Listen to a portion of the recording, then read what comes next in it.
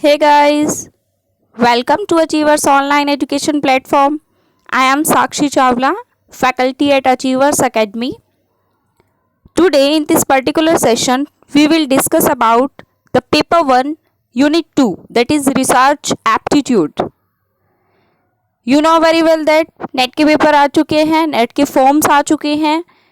आई think hardly last date चल रही है, फॉर्म फिल होने वाली है और अभी एक महीने के अंदर अंदर एग्ज़ाम भी कंडक्ट करवा लिया जाएगा और आपके लिए गोल्डन अपॉर्चुनिटी है बेटा. एचपीएससी की वैकेंसीज भी एडवर्टाइजमेंट होने वाली हैं. हो सकता है 2-3 महीने लग जाए, तो उन दिनों के अंदर अंदर आप अपना एनटीए का नेट निकाल लीजिए, जिसके लिए आप एचपीएससी का फॉर्म भी अप्लाई कर सको.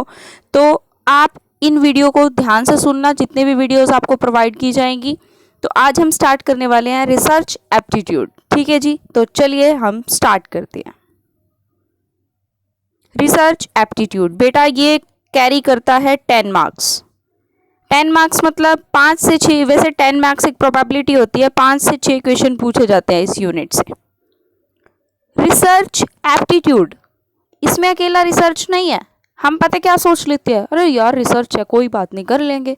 नहीं, ये रिसर्च एप्टीट्यूड है. बच्चे हमेशा आंसर करके आते हैं रिसर्च को ध्यान में रख के, but it is research aptitude. मतलब कि एप्टीट्यूड क्या है, आपकी स्किल बेस्ड एक्टिविटी है. आपको अपना माइंडसेट बना के आंसर करना है.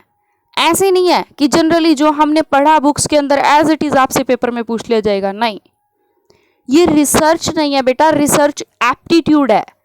तो आपको अपने माइंडसेट के अकॉर्डिंग आंसर करने हैं पेपर के अंदर. हम आगे वीडियो सेशन के अंदर देखेंगे कि कैसे हमने अपने क्वेश्चन को आंसर करना है as per my on aptitude. ठीक है जी, तो हम पहले सिनॉप्सिस के बारे में बात कर लेते हैं. सिनॉप्सिस मतलब हम इस यूनिट में क्या क्या पढ़ेंगे. पहला है research meaning, type and characteristics of research. Research क्या होती है, रिसर्च का मतलब क्या है, रिसर्च के टाइप्स क्या हैं, कैरेक्टरिस्टिक्स क्या है रिसर्च की, रिसर्च के ऑब्जेक्टिव्स क्या हैं, ये सब हम पढ़ेंगे. Positivism and post positivistic approaches to research. Research के अंदर बेटा 2 अप्रोचेस रहती हैं, पॉजिटिविज्म एंड पोस्ट पॉजिटिविस्टिक. उसके बारे में बात करेंगे. मेथड्स ऑफ रिसर्च के बारे में बात करेंगे. Experimental research, descriptive research, historical, qualitative, quantitative, empirical research. There are lot of research, cross sectional, longitudinal. यहाँ पर मेनली कुछ नेम मेंशन है, बट हम बहुत सारे मेथड्स हैं जिसको हम स्टडी करेंगे. इसके अलावा इसके साथ साथ हम स्टडी करेंगे स्टेप्स ऑफ रिसर्च. एक स्टेयर होती है ना, जैसे हमारे घर में एक सीढ़ी लगी हुई होती है, हम नीचे से ऊपर की तरफ जाते हैं. रिसर्च में भी ऐसे ही होता है. मेरे माइंड में एक आइडिया आया, मैं उस आइडिया पे काम करना स्टार्ट कर देती हूँ. रिसर्च का मतलब क्या है, मुझे कुछ सर्च ही तो करना है. तो स्टेप्स होते हैं रिसर्च को करने के. जैसे मेरे को नीचे से ऊपर छत पे जाना है, तो मैं उसी तरीके से मुझे कुछ रिसर्च करनी है, तो पहले मैं एक छोटे स्टेप से चलूँगी, फिर मैं आगे चलते चलते चलते चलते अपना जो आइडिया मेरे माइंड में था, जिस पर मुझे काम करना था, मैं फाइनल कंक्लूड करूँगी उस काम को करके. There are lot of steps in research. हम बड़े ही एलैबोरेटिव वे में इसको नेक्स्ट आने वाली वीडियोस में पढ़ेंगे. Thesis and article writing, format and styles of referencing. जब हम थीसिस लिखेंगे, मैंने बोला ना बेटा कि हम एक वेरी फर्स्ट ग्राउंड लेवल से स्टार्ट करेंगे और हम टॉप लेवल पे पहुंचेंगे, जहां पर हमें लास्ट में क्या करना होता है, फाइनल कंक्लूडिंग, यानी कि थीसिस कंक्लूड करना, हमारी रिसर्च को थीसिस सबमिट करनी है. तो उसका फॉर्मेट कैसा होगा, रेफरेंसिंग के स्टाइल कैसे होंगे. बहुत सारे स्टाइल होते हैं, एमएलए, एपीए, शिकागो, ये रेफरेंसिंग के स्टाइल होते हैं, तो हम उनके बारे में बात करेंगे. Application of ICT in research. ICT मतलब इंफॉर्मेशन एंड कम्युनिकेशन टेक्नोलॉजी. हम यहाँ पर आईसीटी का भी अप्लाई करेंगे रिसर्च में. वो रिसर्च नहीं रहेगी आजकल की हम पेपर पेन लेके बैठेंगे काम करेंगे. आईसीटी का यूज़ करना है, कंप्यूटर का यूज़ करना है, इंटरनेट का यूज़ करना है रिसर्च में. लाइक मुझे डेटा कलेक्ट करना है, मैं घर घर जाऊंगी डेटा कलेक्ट करने. अगर मेरी पीएचडी 4 साल की है ना, तो वो 40 साल में कंप्लीट होगी. अगर मेरा सैम्पल लेवल बहुत बड़ा होगा तो मुझे क्या करना है, आईसीटी का यूज़ करूँगी. मैं गूगल फॉर्म्स बनाऊंगी, अपने सभी फ्रेंड्स में स्प्रेड करूँगी, सबकी ईमेल आईडी लूँगी, सबको मेल करूँगी, एक मेल ड्रॉप कर दूँगी, रिक्वेस्ट मेल कि मुझे ये फिल करके दे दो. मैं उनसे फिल करा सकती हूँ, मैंने आईसीटी का यूज़ कर लिया. There are a lot of software that will help in our research. तो ये आईसीटी का भी यूज़ है, हम सीखेंगे क्या यूज़ होता है. उसके बाद है रिसर्च एथिक्स. बिना एथिक्स के बेटा हम कोई काम कर नहीं सकते लाइफ में, अगर हम करेंगे तो वो हमारा काम इमोरल होगा।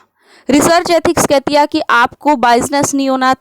पीपीएफ एफएफपी पढ़ेंगे हम, फाल्सिफिकेशन, फैब्रिकेशन, प्लैगरिज्म, ये सब पढ़ेंगे हम रिसर्च में, जिसमें आपको पता चलेगा कि फाल्सिफिकेशन क्या है, हम गलत रास्ता कहाँ अपना रहे हैं रिसर्च के अंदर। जैसे ना फॉर एग्जाम्पल के लिए मुझे 100 लोगों का डेटा चाहिए, मेरे को मिले 90, मैंने बोला किसी को पता थोड़ा ना चलता है, मैं 10 अपने आप ऐड कर लेती हूँ, सीता गीता राम श्याम हरि मोहन राधा कृष्ण, किसी को भी ऐड कर लूँगी मैं। फॉल्स डेटा कलेक्ट किया ना मैंने। प्लैगरिज्म है, मेरे को लगा कि यार टाइम लग रहा है डेटा कलेक्ट करने में, मैंने क्या करना है, मैं क्या करती हूँ, मैं किसी का डेटा कॉपी कर लेती हूँ, बिना किसी ऑथेंटिक सोर्स के, बिना ऑथर की परमिशन के मैंने उनका डेटा कॉपी कर लिया। This is plagiarism. तो ये रिसर्च एथिक्स नहीं है ना। तो हम पढ़ेंगे इस पूरी यूनिट के अंदर रिसर्च क्या होती है, उसका मीनिंग क्या है, टाइप क्या है, कैरेक्टरिस्टिक्स क्या है, अप्रोचेस, मेथड्स, एरर के बारे में पढ़ेंगे, हाइपोथेसिस के बारे में पढ़ेंगे हम, steps of research, referencing style, seminar, symposium, conference and a lot of things we will study in this research aptitude unit. Clear? Research ethics. तो हम उससे पहले क्या करते हैं बेटा, अपना टॉपिक स्टार्ट करने से पहले golden rule to solve research question, हम कैसे कैसे रिसर्च क्वेश्चन को सॉल्व कर सकते हैं। Simple, read the question carefully. मैंने बोला ना ये एप्टीट्यूड है, हम लोग कैसे सॉल्व करेंगे रिसर्च को, रिसर्च के वे से, तो गलत हो जाएगा। एप्टीट्यूड है ये, हमें क्वेश्चन को ध्यान से पढ़ना है, अपने माइंड का यूज करना है, अपनी स्किल का यूज करना है, तब उसका आंसर करना है। प्रैक्टिस करो आप क्वेश्चन की डेली, जितने भी इंपॉर्टेंट पॉइंट्स आए उन सबको नोट कर लीजिए अपनी नोटबुक में, एक डिक्शनरी बनाइए उन पॉइंट्स की, फिर आप उनको उसके आंसर चेक कीजिए, उनकी जो एक्सप्लेनेशन चेक कीजिए इंटरनेट से। देन आप आज से 30 दिन पढ़े हैं पेपर को, 30 दिन के अंदर आपके मान लीजिए रोज के 3 वर्ड भी कलेक्ट करते हो तो 90 वर्ड हो गए रिसर्च के, कोई रोक ही नहीं सकता 5 क्वेश्चन ठीक होने से आपके। Understand each and every concept with example, real life example के साथ आप रिसर्च को पढ़ोगे, अपने आप रिसर्च आ जाएगी। क्लियर? चलिए हम नेक्स्ट स्लाइड में चलते हैं। नेक्स्ट है बेटा रिसर्च एप्टीट्यूड। रिसर्च एप्टीट्यूड के अंदर बात करते हैं हम रिसर्च क्या है। Research is the combination of 2 words, री प्लस सर्च। री का मतलब होता है अगेन, सर्च का मतलब होता है investigation, find something new, again and again for improved solution. Re means again, search means investigation. किसी चीज़ के बारे में जब हम अगेन इन्वेस्टिगेशन करते हैं उसको बोलते हैं रिसर्च। जैसे सर्च होता है, डिमांड, लॉ ऑफ डिमांड बना हुआ है, सर्च हुई है, लेकिन बाद में लॉ ऑफ डिमांड क्या कहता था, प्राइस इंक्रीज होगा तो डिमांड कम हो जाएगी, लेकिन उसकी कुछ एक्सेप्शन आई ना, बाद में उसके ऊपर काम हुआ, उसके एक्सेप्शन आई कि कुछ चीज़ें ऐसी होती है जिनका प्राइस बढ़ने पर ही डिमांड बढ़ती है और प्राइस गिरने पर डिमांड कम हो जाती है।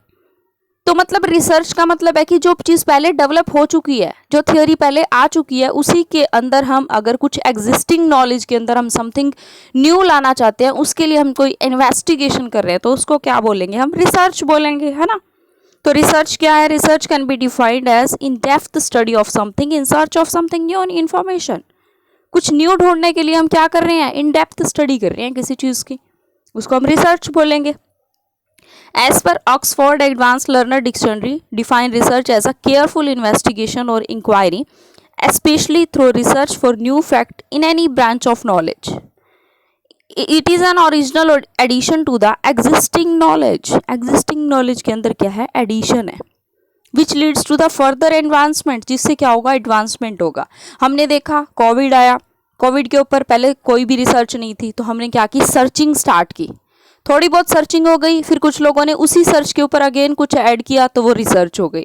तो कोविड के ऊपर पहले एक वैक्सीन आई, फिर दूसरी आई, फिर तीसरी आई, रिसर्च हो रही है ना वो, दिस इज रिसर्च। क्लियर? अब एप्टीट्यूड क्या है, मैंने पहले ही बोला वेरी फर्स्ट स्लाइड में कि हम पढ़ेंगे एप्टीट्यूड। एप्टीट्यूड का मतलब क्या होता है, ability to do something.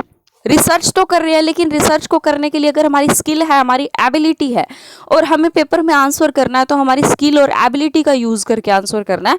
This is our research aptitude. Research aptitude is the ability और skill to systematically, carefully and closely examine a situation. एक सिचुएशन आई, कोविड आया, हमने उसको सिस्टमेटिकली, केयरफुली, क्लोजली एग्जामिन किया उस सिचुएशन को, प्रोसीजर देखा उसका, फिर हमने क्या किया उसके बेस पे वैक्सीन बनाई है। This is our research aptitude. Research aptitude is the ability or skill to systematically, carefully and closely examine a situation, procedure or an activity for the formulation or generalization of theories. Generalization करना है हमने। Covid की vaccine के लिए पहले हमने मान लीजिए 100, 200, 500 लोगों पे ट्रायल किया होगा, पूरे इंडिया पे तो जनरलाइज नहीं किया ना। जब हमें पता चला कि ये टेस्ट अप्रूव हो चुका है, उसके बाद हमने क्या किया, जनरलाइज कर दिया इस चीज़ को। जनरलाइज मतलब ऑल इंडिया या ऑल वर्ल्ड या जहाँ पर भी जो भी हमारी पॉपुलेशन है उसके अंदर हमने इसको क्या करना है, अप्लाई करना है, थ्योरी बिल्डअप करनी है। तो ये होता है आपका रिसर्च एप्टीट्यूड कि आप अपनी स्किल का यूज करके कुछ न्यू फाइंड कर रहे हो। कुछ न्यू फाइंड करना रिसर्च है, अपनी स्किल का यूज करके कुछ न्यू फाइंड करना क्या है, स्किल एप्टीट्यूड हो गया, सॉरी रिसर्च एप्टीट्यूड हो गया। अब एग्जाम ओरिएंटेड क्या क्वेश्चन आता है रिसर्च के अंदर, क्या हो गया कि रिसर्च के मीनिंग से रिलेटेड क्वेश्चन आते हैं कि इनमें से कौन सा रिसर्च का मीनिंग है। तो ऑप्शन में मिलेगा to add something new in existing stock of knowledge, बिल्कुल सही कर देना। साइंटिफिक और सिस्टमेटिक प्रोसेस होती है, बिल्कुल साइंटिफिक होती है और सिस्टमेटिक होती है। सिस्टम से चलती है कि सबसे पहले आइडिया जनरेशन होता है, मेरे माइंड में कोई आइडिया आया, फिर मैंने क्या किया है उस आइडिया के ऊपर सोचना स्टार्ट किया, हाइपोथेसिस बिल्डअप की, रिसर्च डिज़ाइन बनाया, डेटा कलेक्ट किया, उसके बारे में मैंने फिर डेटा एनालिसिस किया, इंटरप्रिटेशन किया, अपनी रिपोर्ट सेंड की और काम खत्म। तो एक सिस्टम से चल रही हूँ ना मैं, ऑलवेज प्रॉब्लम ओरिएंटेड। पहले कोई प्रॉब्लम आएगी तभी तो सॉल्यूशन करेंगे ना, प्रॉब्लम ही नहीं है तो सॉल्व किसको करोगे। प्रोवाइड इम्प्रूव्ड सॉल्यूशन, इम्प्रूव्ड का मतलब क्या है, पहले सॉल्यूशन है, एग्जिस्टिंग कोई चीज़ है, हम उसके अंदर कुछ न्यू ऐड कर रहे हैं, इम्प्रूव कर रहे हैं, तो इम्प्रूव्ड सॉल्यूशन भी कौन प्रोवाइड करवा रहा है, रिसर्च। तो ये सभी रिसर्च के मीनिंग के अंदर आते हैं, मोस्ट इंपॉर्टेंट है, मोस्ट इंपॉर्टेंट, इन्हीं टर्म्स में से पेपर में पूछा जाता है। नेक्स्ट देखिए, अब पेपर में क्वेश्चन आया हुआ जून 2015 में। जून 2015 में क्वेश्चन क्या आया कि which of the following statement regarding the meaning of research are correct. अब हमने ये देखना है। पहला कहता है कि research refers to a series of systematic activity, ठीक कर दो, पहला ठीक हो गया, सिस्टेमैटिक एक्टिविटी है। सेकंड क्या है, लॉजिकल है, अनबाइज्ड है, सिस्टेमैटिक है, बिल्कुल है, जिसमें हम क्या करते हैं, हाइपोथेसिस बनाते हैं, डेटा एनालिसिस करते हैं, इंटरप्रिटेशन करते हैं, बिल्कुल दोनों की दोनों ठीक हो गई। इंटेलेक्चुअल इंक्वायरी और क्वेस्ट टुवर्ड ट्रूथ, इंटेलेक्चुअल है, हम अपने माइंड से काम कर रहे हैं, क्वेस्ट है टुवर्ड ट्रूथ, सच जानने की कोशिश कर रहे हैं, बिल्कुल सही है। Leads to enhancement of knowledge, मैंने बोला ना एडिशन टू नॉलेज, हमारी पुरानी नॉलेज के अंदर कुछ ऐड कर रहे हैं, एनहांस कर रहे हैं, ये भी ठीक है। तो मैम चारों ठीक है, वेरी गुड, हो गया आंसर। कितना टाइम लगा, हार्डली मेरे को 30 सेकंड भी नहीं लगे इसको सॉल्व करने में। तो ऐसे सॉल्व करना है पेपर वेकेशन को। उसके बाद रिसर्च इज कंडक्टेड, ये देख लो जून 2011 में क्वेश्चन आया हुआ, रिसर्च कैसे कंडक्ट की जाती है या कंडक्ट क्यों की जाती है, जनरेट न्यू नॉलेज, बिल्कुल सही बात है। Not to develop a theory, ये गलत है, एक थ्योरी को डेवलप करने के लिए तो रिसर्च करते हैं ना, ताकि थ्योरी डेवलप हो तो दूसरे भी उसको यूज कर सके, सेकंड गलत हो गया। थर्ड क्या, ऑब्टेन रिसर्च डिग्री, बिल्कुल हम पीएचडी कर रहे हैं, रिसर्च की डिग्री लेनी है हमें। री इंटरप्रेट एग्जिस्टिंग नॉलेज, बिल्कुल हम एग्जिस्टिंग नॉलेज को भी तो री इंटरप्रेट कर रहे हैं, री कर रहे हैं ना, अगेन कर रहे हैं ना इंटरप्रेट, मैंने बोला री प्लस सर्च, ठीक है। तो फर्स्ट, थर्ड और फोर्थ ठीक हो गया, हो गए 2 नंबर, 4 नंबर आ गए। और टाइम कितना लगा, हार्डली 1 मिनट भी नहीं लगा। ऐसे सॉल्व करते हैं पेपर में क्वेश्चन। ऑब्जेक्टिव ऑफ रिसर्च क्या है बेटा, ऑब्जेक्टिव्स ऑफ रिसर्च की मैं बात करती हूँ तो मुझे क्या करना है, पेपर में आता है, ऑप्शन दे देगा और पूछ लेगा कि which are the objective of research. तो पहला ऑब्जेक्टिव क्या है, gain familiarity with new phenomena और develop new insight in a phenomena. New insight यानी कि कोई पहले से कोई घटना है उसके अंदर हमने कुछ न्यू ऐड करना है, न्यू वर्ड आते ही ऑब्जेक्टिव है, हमारा मीनिंग है, हमने क्लिक कर देना है।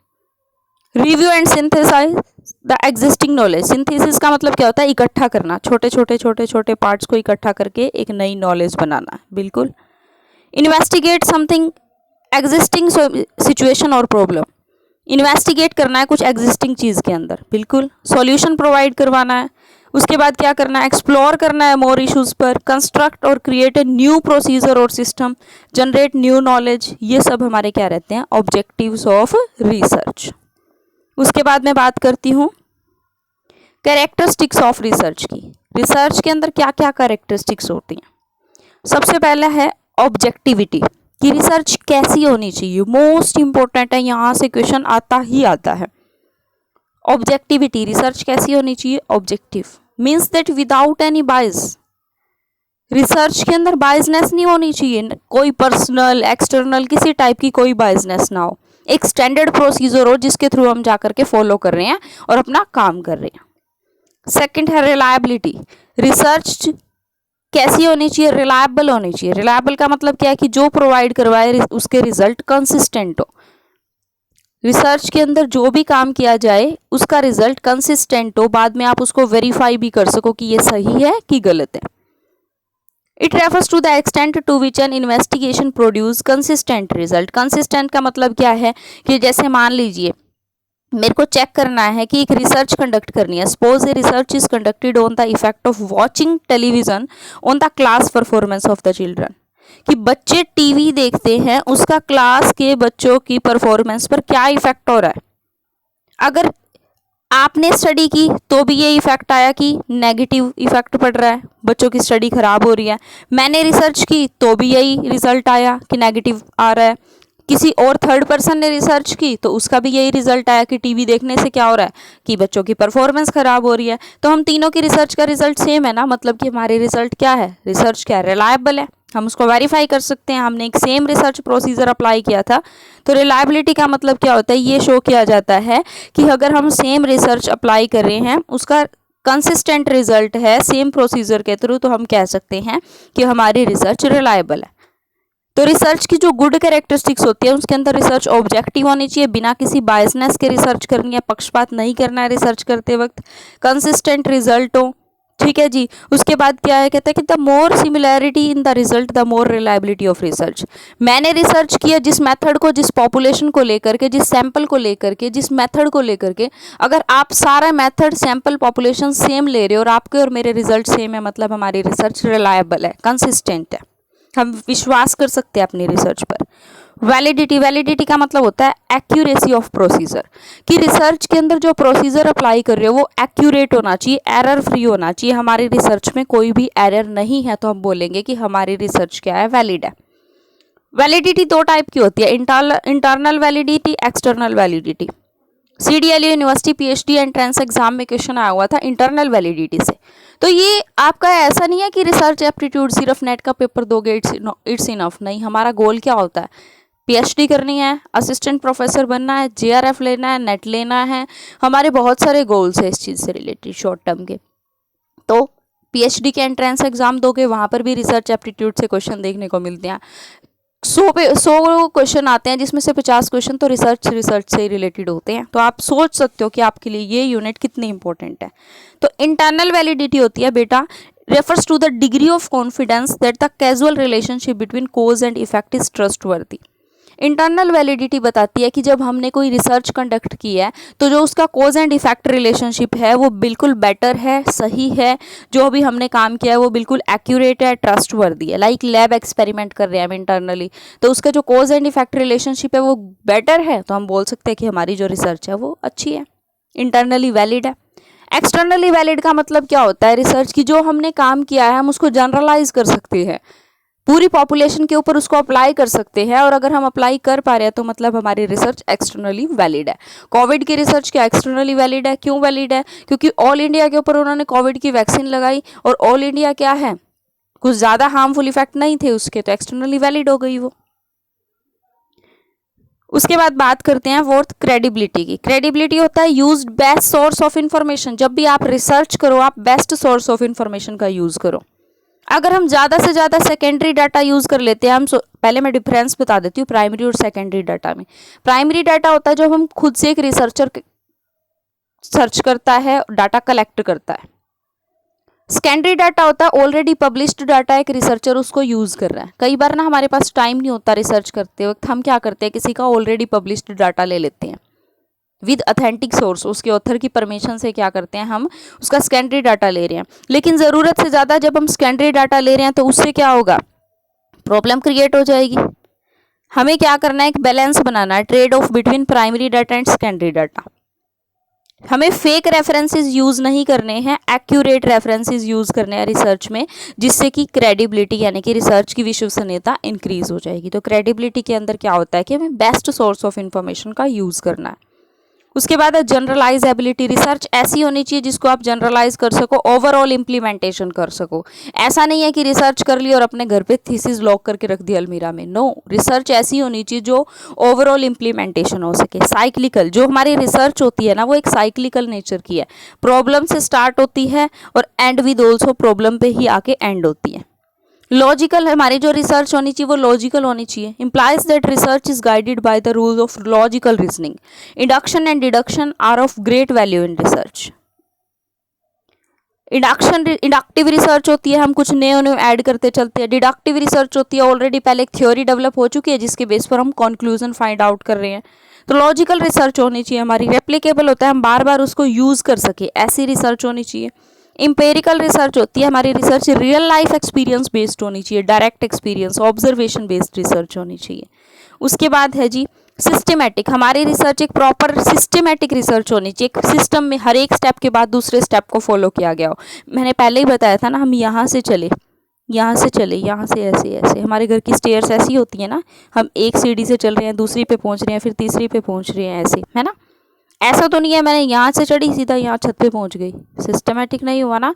हर एक स्टेप दूसरे स्टेप को फॉलो करता है। सबसे पहले हमारे माइंड में एक प्रॉब्लम आती है, एक आइडिया आया, उस आइडिया पे मैं काम करना स्टार्ट कर देती हूँ। आइडिया जनरेशन हो गया, काम करना स्टार्ट किया, हाइपोथेसिस बिल्डअप की, मैंने रिसर्च डिज़ाइन बनाया, मैंने डेटा कलेक्ट किया, इंटरप्रेट किया, रिजल्ट बनाए, एक सिस्टमेटिक वे में चल रही हूँ ना मैं। ये होती है हमारी रिसर्च। हर एक रिसर्च का एक डेफिनेट प्रोसीजर होना चाहिए। तो हमने कौन कौन सी कैरेक्टरिस्टिक्स पढ़ी हैं, ये पेपर में आता है, 4 आंसर दे देगा, 4 ऑप्शन की। Which are the characteristics of research? Objectivity, subjectivity, reliability या वैलिडिटी। तो ऑब्जेक्टिविटी, रिलायबिलिटी, वैलिडिटी तीनों कैरेक्टरिस्टिक्स हैं, लेकिन सब्जेक्टिविटी आप हटा दोगे, वहाँ से रिमूव कर दोगे। Subjectivity is not the part of research. तो objectivity, reliability, validity, internal external validity होती है, credibility, generalisability, cyclical, logical, replicable, empirical research and systematic research, ये सब आपकी कैरेक्टरिस्टिक्स होती है। उसके बाद हम बात करते हैं अप्रोचेस टू रिसर्च की। अप्रोचेस टू रिसर्च के अंदर 2 टाइप की अप्रोचेस होती हैं, पॉजिटिविज्म एंड पोस्ट पॉजिटिविस्टिक। इससे पहले हम थोड़ा सा मूड को फ्रेश करते हैं। अप्रोचेस टू रिसर्च के अंदर ना, रिसर्च करने से पहले पता क्या होता था, आज से काफ़ी टाइम पहले की बात करें तो लोग क्या मानते थे, जो कुछ है भगवान ने किया है, जो कुछ कर रहा है भगवान कर रहा है, जो कुछ करेगा भगवान करेगा। थियोलॉजिकल सिस्टम था, सब आध्यात्मिक बेस था, थियोलॉजिकल सिस्टम था। उसके बाद सिस्टम आया, वेस्टर्न कंट्रीज आई, अपने नए नए कंसेप्ट लेकर के आई, फिर आया पॉजिटिविज्म। पॉजिटिविज्म के अंदर ये बोला गया कि नहीं, जितनी भी चीज़ें हो रही हैं हम उनको साइंटिफिकली प्रूव कर सकते हैं। Everything is based on cause and effect relationship. Everything can be proved. हम हर एक चीज़ को प्रूव कर सकते हैं। Everything can be proved. Everything can be done in a scientific manner. फिर ये बोला जाने लगा, जो भी चीज़ है वो फिलोसफिकल है, साइंटिफिकली वेरीफाइड है, ऑब्जेक्टिव रिलायबिलिटी है, जो चीज़ विदाउट एनी बायसनेस, जिस चीज़ को आप प्रूव करोगे ऑब्जेक्टिवली प्रूव करोगे, एक कंट्रोल्ड और स्ट्रक्चर्ड मैनर के अंदर जो चीज़ की जा सकती है, रिसर्च के थ्रू ही सारी चीज़ें प्रूव की जा सकती है। ये बात कौन बोल रहा है? पॉजिटिविज्म बोल रहा है। क्वांटिटेटिवली कोई भी काम है उसको क्वांटिटेटिवली प्रूव कर सकते हैं। सबसे पहले क्या था? थियोलॉजिकल सिस्टम था, जिसके अंदर ये बोला जाता था कि जो कुछ कर रहा है भगवान कर रहा है, हम कुछ प्रूव नहीं कर सकते।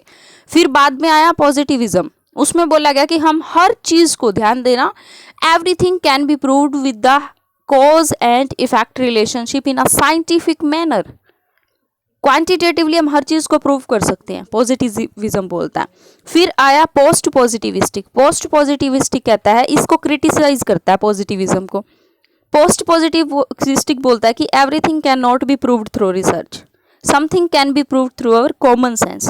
कि सारी चीज़ें रिसर्च ही नहीं बताती, कुछ हम अपनी कॉमन सेंस से, कुछ लॉजिक के थ्रू भी प्रूव करते हैं। तो पॉजिटिविज्म को क्रिटिसाइज कौन करता है? Post positivistic. ये कहता है मैथडोलॉजिकल है, हम कोई भी काम करते हैं सब्जेक्टिव वे में करते हैं। रिसर्च की कैरेक्टरिस्टिक्स में ऑब्जेक्टिव पढ़ा था ना, क्योंकि वहाँ हम पॉजिटिविज्म की बात कर रहे हैं। पोस्ट पॉजिटिविस्टिक बिल्कुल जो मॉडर्न कंसेप्ट है, ये क्या कह रहा है कि हम सब्जेक्टिव यानी कि अपने खुद की अंडरस्टैंडिंग से भी तो सोच के काम कर रहे हैं कि कहीं आग लगी हुई है तो मैं, कहीं धुआं उठ रहा है तो मैं सोच रही हूँ ना कि हाँ हो सकता है यहाँ आग लगी होगी। पोस्ट पॉजिटिविस्टिक, मैं वहाँ गई तो नहीं ना चेक करने, काफ़ी दूर से धुआं आ रहा है, मैंने तो एक प्रिडिक्ट कर लिया कि आग लगी होगी, कॉमन सेंस है। पोस्ट पॉजिटिविस्टिक लॉजिकल है, लॉजिक बेस्ड होती है, इंडक्टिव होती है। ये क्वालिटेटिव बात जब करते हैं तो वो पोस्ट पॉजिटिविस्टिक नेचर होता है। तो रिसर्च की दो अप्रोचेज होती है, पॉजिटिविज्म और पोस्ट पॉजिटिविस्टिक। पॉजिटिविज्म बोलता है कि हम हर चीज़ को क्या कर सकते हैं, प्रूव कर सकते हैं, लेकिन पोस्ट पॉजिटिविस्टिक बोलता है कि कुछ कॉमन सेंस भी होती है, सारी चीज़ों को हम प्रूव नहीं कर सकते। तो ये था हमारा आज का कंसेप्ट। आई होप आपको अच्छा लगा होगा। इस वीडियो को देखने के लिए थैंक यू वेरी मच। इस चैनल के साथ बने रहिए और आगे आने वाली वीडियोस को देखते रहना। Thank you very much.